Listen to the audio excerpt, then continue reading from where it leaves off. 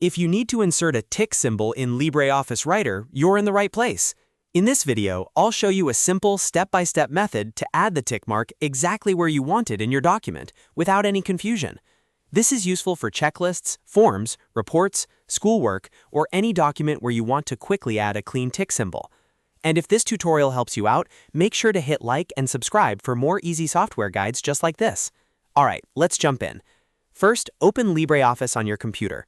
Once LibreOffice launches, click on Writer Document to open a new text document. Now that your document is open, place your cursor exactly where you want the tick symbol to appear.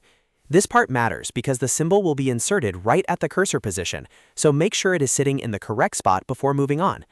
Next, go to the top menu and click Insert. A drop-down menu will appear, and from there, click Special Character. This is the option that lets you insert symbols that are not on your keyboard. When the Special Characters window opens, you may see a list of fonts and symbols. To make it easier to find the tick, select a font like DejaVu Sans. This font usually contains a good range of symbols, including the tick mark. After selecting the font, look through the character grid until you find the tick symbol, usually shown as a check mark or a tick like this. Once you spot it, click on the tick symbol to highlight it, then press Insert to place it into your document.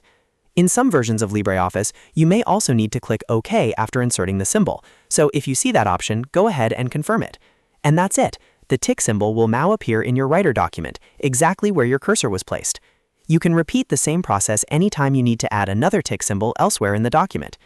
If you want to make your work even faster, you can use this method for checklists, bullet-style notes, completed task lists, or document formatting that needs a professional look. LibreOffice makes this pretty easy once you know where to find the special character menu. If this video helped you, please give it a like, subscribe to the channel, and turn on notifications so you don't miss the next quick tutorial. Thanks for watching, and I'll see you in the next one.